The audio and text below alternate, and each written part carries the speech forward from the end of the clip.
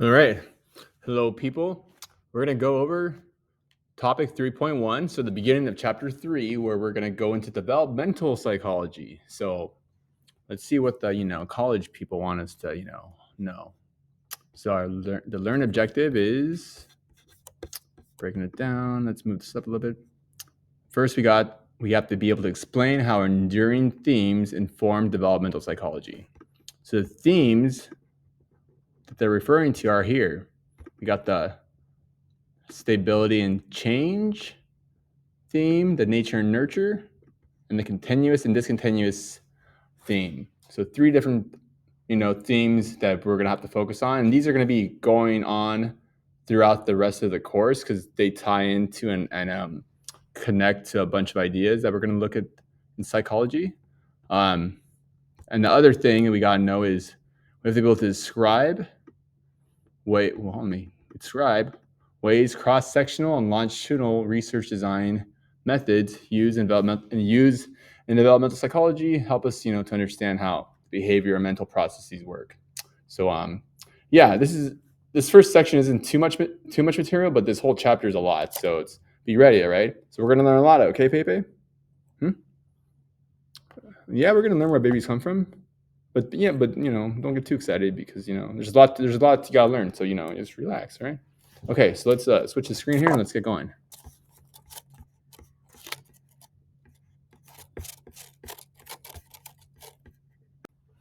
All right, so here are the 6 key ideas that we gotta understand and know and explain. And the main thing is really to be able to connect to concepts or terms or whatever that you're going to be going over in each unit, to connect them all together to make sense of them, because that's how you really are going to master this material. Don't just memorize like definitions and stuff. Sometimes that's necessary, but let's look at this. So developmental psychology, is basically the whole overarching principle that we're looking at and studying in this unit, and that basically is going to involve how we grow from an infant to an old man like me. So from the womb to the tomb, they say. So from the womb to the tomb. I didn't make this up. It's pretty clever though, but I heard it somewhere. So from birth to death, we're going to look at how we develop, not just physically but mentally, and how our social environment, how our physical environment, how all of that is going to play a role into that. So think of the cognitive development, think of the physical development, think of the social interactions, all that stuff is going to play a role. So one of the themes that we saw that they want us to understand, which is actually very important, is the stability and change idea. So this is basically looking at the they found that that there's several traits that pretty much don't change through our life. They remain stable. So things like our temperament doesn't really change. Our personality, like our whether we're an outgoing person, whether we're more indoor person.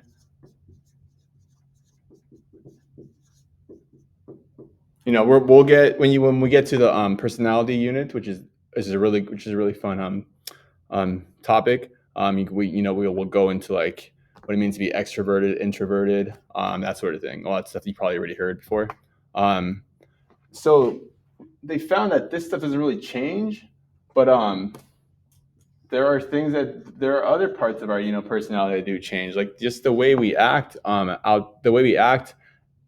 because, the way I mean is like maybe so think about like maybe how you're in one classroom, you'll talk, maybe more loud or maybe more vocal or in one classroom versus another.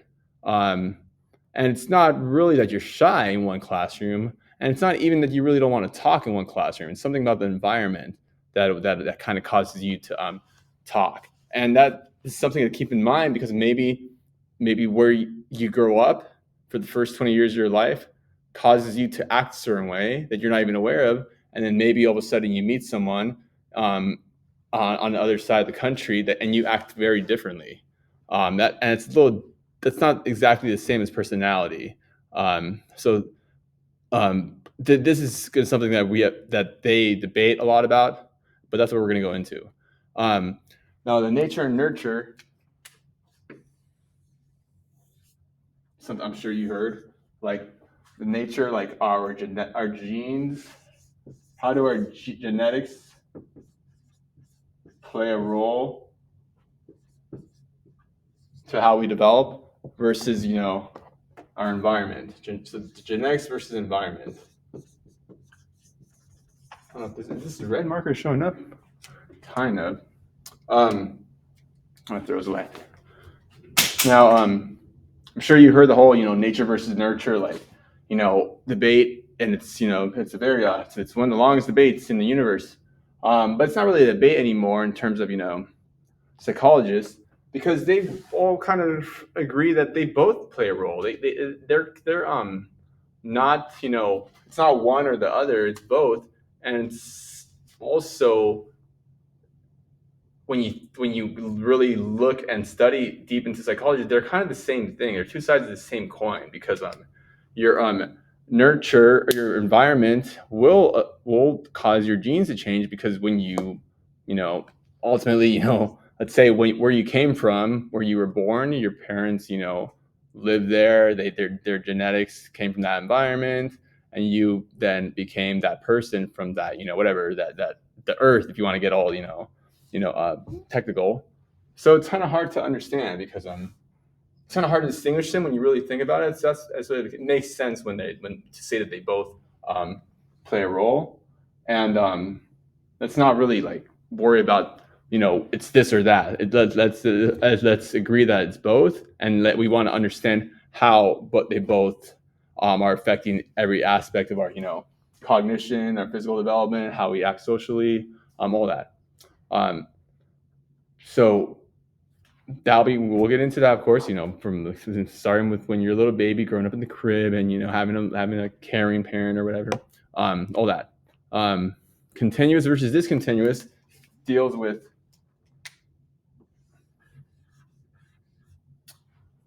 how we develop in a gradual way. When we say continuous, it's let's think of over time. I'm actually a math teacher, so I love graphs. Baby say he does too. Yeah, that's what I'm talking about.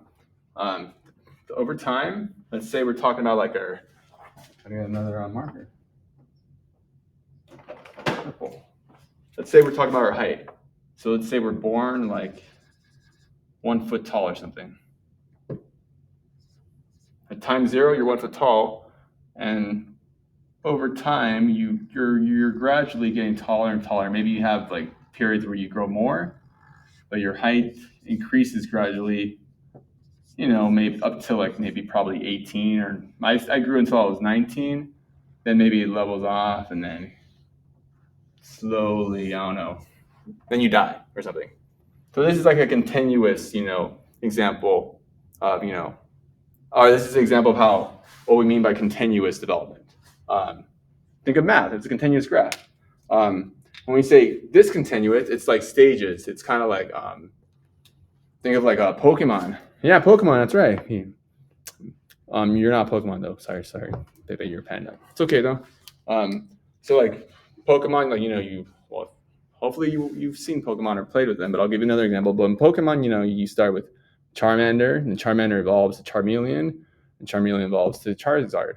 Those are clear stages of development. They're very different. It's not it's very obvious. So think of this as maybe when you're a teen and you go through puberty. There's clear, distinct differences that you can see and distinguish. That's certain milestones of your life. And what do you? I caterpillar evolves into like a butterfly. That's like how you would think of a stage. Um, it's not like, don't think of that as how your hair growing is like a continuous development. Um, when we're talking about discontinuous development, it's going to look like kind of like steps.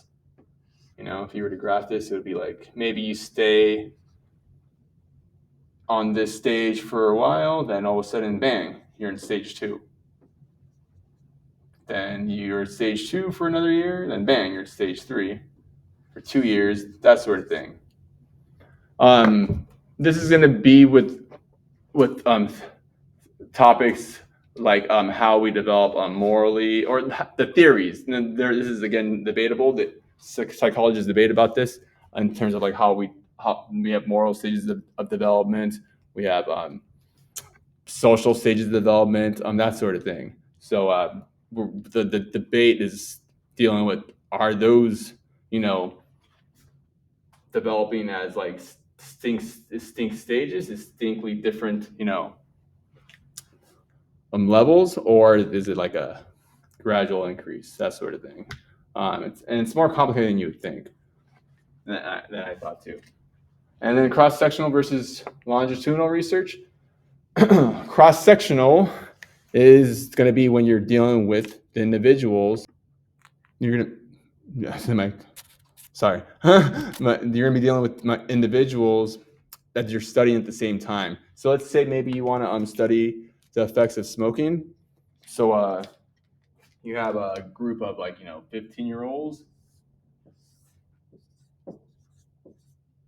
15, let's say, and you have a group of 20-year-olds, 25, and then maybe like 30, and then maybe like let's say 50-year-olds or something. And you're trying to compare their, let's say maybe their lung health, to see how smoking affects, your lung health. Because maybe I guess not 15, I guess 18 is when you're legally allowed to start smoking. So 18-year-olds, where their lung health is, let's just call this health. Maybe their lung health is at 1. The 20-year-olds maybe a little higher. 25-year-olds like this. And maybe they're trying to see, is the smoking continuously cause your lungs to get worse and worse? Is there is there a limiting off point? I don't know anything about biology, so I'm just giving a random example. But the point is that you're taking in all the individuals at the same time, but of different ages, to kind of figure something out. These ones are convenient, but again, they could be very, weak in terms of their reliable data, because these are going to be different people that started smoking at different, times, not times in their lives, but at different times, and at different times on socially, because maybe times were different in the 80s versus the 90s versus the 2000s. Maybe back in the 80s they were doing all sorts of drugs and street drugs, and or maybe it was the opposite. Maybe it was all hippie land and everyone was really healthy, and so they got lungs of steel or something. The other type is longitudinal studies. So longitudinal studies will be same individual over time, same people over a long time. I don't even know why I wrote this, because it's pretty much what the longitudinal word would mean. So over a long time, you're going to stick with someone or a group of people. Let's say you're trying to understand autism, so maybe you start studying a child, maybe at age 3, and every month or every 6 months you go in and you check in on him. You check in, you go and you visit the family's home, and talk to the parents. Maybe survey the kid, and play with him for a few minutes, just kind of see how he's doing and see what you notice over over a couple of years, over a decade, over 2 decades. So these are tended to be very, very long studies. Since they are with the same person over a very, very long time, they tend to have very reliable and strong data. However, they take a very long time, and so it's kind of a pain in the ass, I guess, to kind of to work to do these, because sometimes you end up not, you end up somebody's wasting your time, not really figuring anything out, or the person ends up not wanting to participate anymore. You end up you end up spending a lot of money and again not, and it doesn't really help you figure out anything. And again, it's you can't get those years back. Now, ultimately, they both have benefits and weaknesses, but that's what we want to always. This is what we want to kind of figure out, which one will be best or which one will be more practical to use depending on what we're going to be studying in developmental psychology. All right. Sorry for blabbering too much, but there you go. So we're going to take a look at how we develop as an infant in the next section. So I'll see you guys there. Bye, guys. And subscribe.